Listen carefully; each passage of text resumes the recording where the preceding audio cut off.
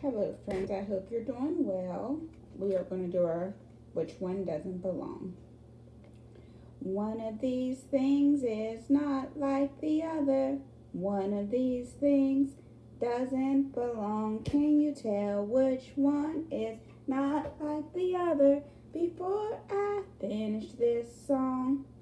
So we have a chick, a grasshopper, a leaf, and a frog. A chick, a grasshopper, a leaf, and a frog. Which one doesn't belong? If you said chick, you're correct because the chick is the only thing on this picture that's yellow. It's not green like the others. Yellow, green, green, green. Yellow, green, green, green. So the chick doesn't belong because it's yellow and it's not green. Chick, ch. Grasshopper, g. Frog, f. Leaf, o. Next, friends, we're going to go over our vocabulary for the week. We have a sponge, a broom, a beach ball, a ball, a basketball hoop, a sponge, a broom, a beach ball, a ball, a basketball hoop, sponge, broom, beach ball, basketball hoop. Today, friends, we have a story, and it's The Three Little Pigs. We've read this story before.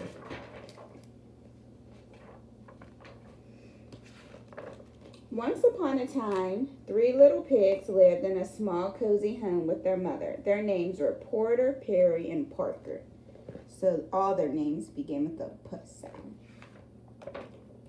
Porter was a relaxed sort of pig. He liked to play, eat, and sleep. Perry was a creative type of pig. He had lots of ideas, but he didn't always finish what he started. And Parker was a thoughtful little pig who worked hard and did everything just the way he was supposed to. This kind of annoyed his two brothers.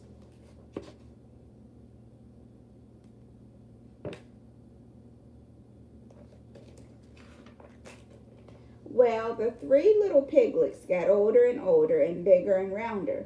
One day their mother made a decision. "You've grown too big for this little house," she said. "It's time for you all to go off into the wide, wide world and build homes of your own." So the three pigs packed their bags and got ready to leave their two cozy homes. "Any advice for us, Mother?" asked Parker.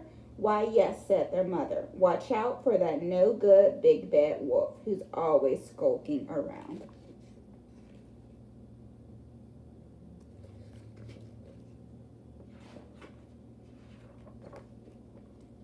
And remember, always work hard. Remember to plan, and whatever you do, do the best that you can.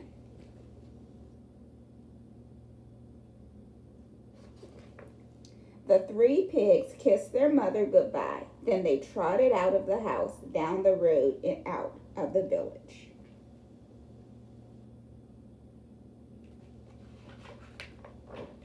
Before they had gone very far, they came to a big field full of golden haystacks. "You know," said Porter quickly, "I think I'll build my house of straw. It's a nice color and the house will be easy to build." So he's building his house out of straw. "I'm not sure this is a good plan," said Parker. "Will it be warm enough? Will it keep out the rain? What will happen when the wind is strong?" Porter rolled his eyes. "It will be a great house," he said, "and I'll still have time to play when I'm done." "Then good luck to you," said Perry and Parker, and they continued down the road. So they didn't think it was a good idea to use straw. Soon Parker and Perry came to a shady grove of trees. "You know," said Perry, "I think I'll build my house of logs. Logs are strong, and I can paint them different colors." "That sounds like a good plan," said Parker, "if you finish what you start." "I will," said Perry, and he waved as Parker continued down the road. Perry stood and looked up at the trees. Hmm, he said, cutting down those trees would take a long time. I'll just build my house from the sticks on the ground instead. And that's exactly what he did. So instead of logs, he's just going to use sticks because he didn't want to take the time to cut the tree down. Farther down the road, Parker was busily planning his house. He brought bricks and stones and mortar for the walls. He brought strong oak planks for the doors. He worked on the house for days and days. But when he was done, he felt happy. Mother would be proud, he said. I worked hard and I made my house the best it could be. Now, what none of the pigs realized was that someone very bad knew that they had left their mother's house. And who do you think that someone was? Yes, it was the no good big bad wolf.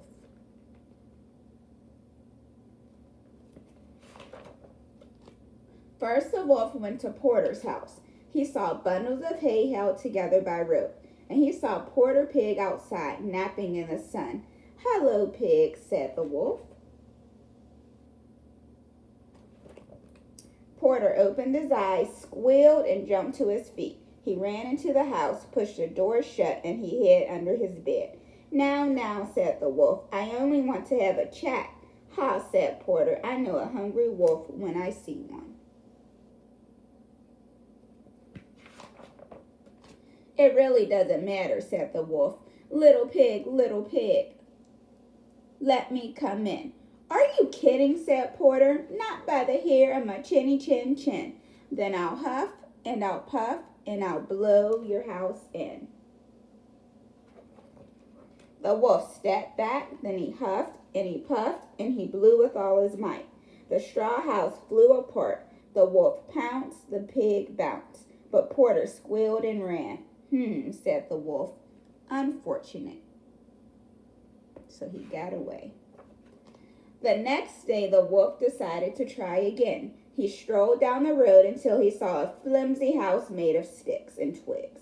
Perry was lying in a hammock outside. Hello, my little piggy, said the wolf. Perry jumped up in fright. He ran inside his shaky house and pushed a dresser against the door. So he thought the dresser would stop the wolf from being able to get in. Ha, said the wolf. Does he really think that's going to help? He cleared his throat. Little pig, let me come in. No way, said Perry. Not by the hair of my chinny chin chin. Then I'll huff and I'll puff and I'll blow your house in. The wolf stepped back. He took 2 huffs and he took 2 puffs. And then he blew with all his might. Sticks and twigs swirled in the air. The wolf pounced, the pig bounced, but Perry squealed and ran. This just won't do, said the wolf.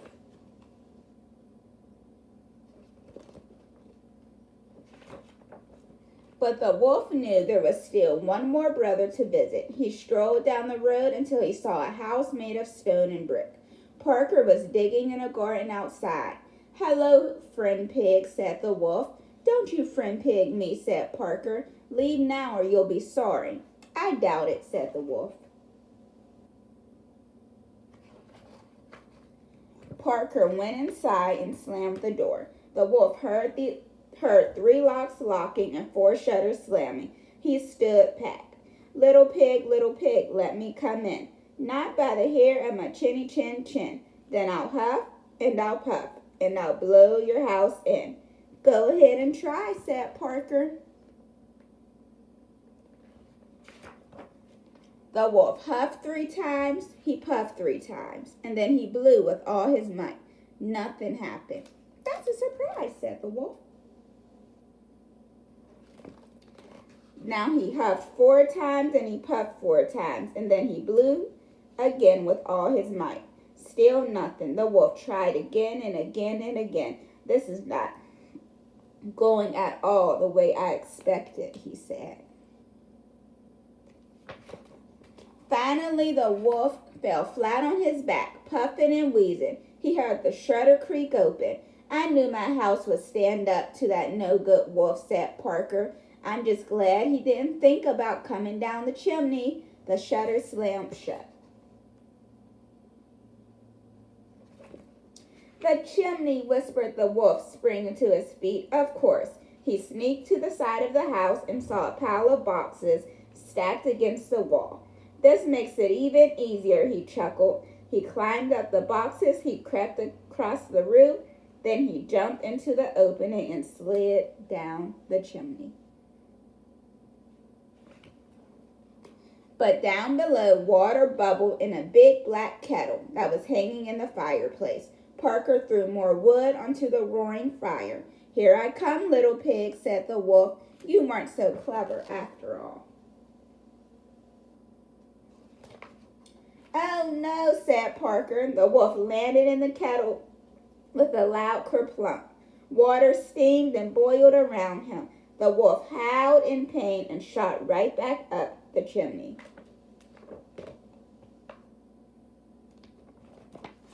The water had boiled off half his fur. "Oh no," cried the wolf. He was so embarrassed that he left the country, never to be seen again. Porter and Perry moved in with their brother, and they lived happily ever after. And that is the end of our story. Have a good day, friends.